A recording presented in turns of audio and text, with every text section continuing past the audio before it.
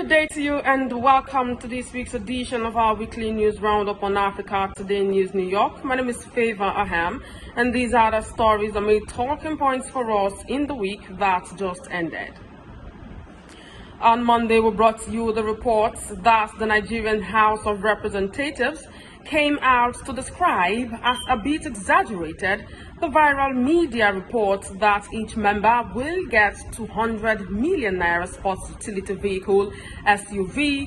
In a statement by its spokesman, Akin Rotimi, the House declared that the vehicles that will be distributed to members were not for personal use but for official purpose. On the same day, we reported that the removed senator representing Adamawa North, Elisha Abo, shocked everyone when he alleged that the president of the Nigerian Senate, Godswill Akpabio, was behind the ruling of the appeal court, which removed him from office. Abo, who was reacting to the court's ruling, claimed that 4 other senators who worked against the emergence of Akpabio as Senate president had been targeted for removal from the Senate through the courts. Still on Monday, we informed you that the President of the United States, Joe Biden, decided to take on likely 2024 election rival Donald Trump in his own territory, at least virtually, as the campaign team for the 80-year-old Democrat made its first post on Truth Social, the conservative social network set up by Republican frontrunner. On Tuesday, we brought you the reports that Belgian police searched for a gunman with alleged extremist intentions who brutally murdered 2 Swedes before vanishing into the night.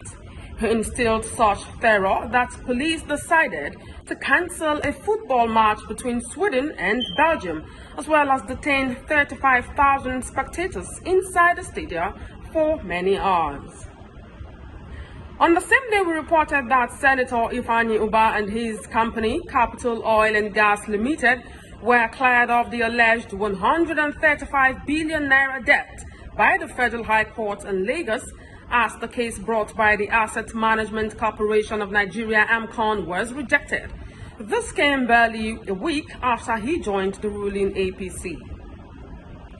Still on Tuesday, we brought you the reports that suspected Israeli airstrikes on a hospital compound in the Gaza Strip left no fewer than 200 people dead.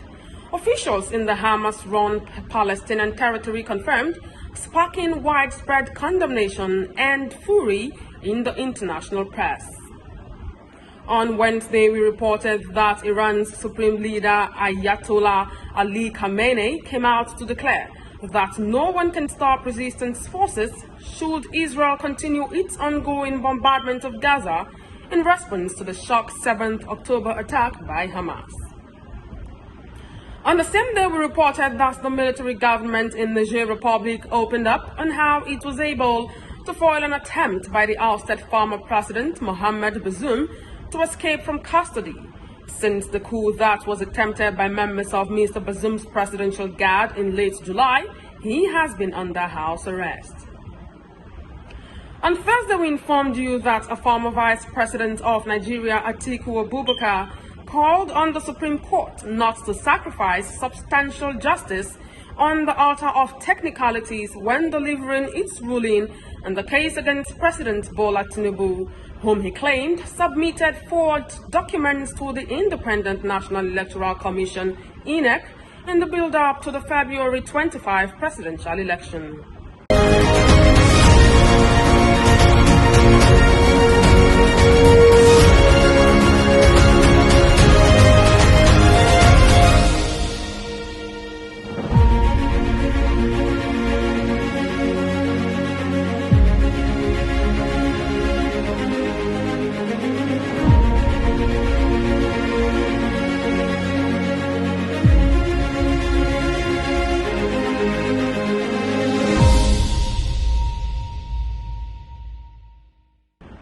We also reported on Thursday that President Bola Tinubu moved to block 6 U.S. government intelligence agencies from releasing documents relating to a 1993 Illinois court judgment where he forfeited $460,000 in 2 of his bank accounts. The forfeiture was the outcome of an investigation that linked some money in several of Tinubu's bank accounts to proceeds from the heroin trafficking of Adegboyega Akonde and Abiodun Agbele. On Friday, we brought you the report that no fewer than 30 people drowned in the Democratic Republic of the Congo after a boat capsized in the Congo River. According to reports, the boat, which was sailing at night in breach of regulations, might have been overloaded. On the same day, we reported that the management board of the Abuja National Mosque came out to deny reports that the Minister of the Federal Capital Territory, Nyesom Wike, had at any time ordered a partial demolition of the National Mosque. There were unconfirmed reports, however, that Wike ordered the partial demolition of the National Mosque during a meeting with the Abuja Mosque Management Committee led by Yahaya Abubakar, the Etsu Nupe.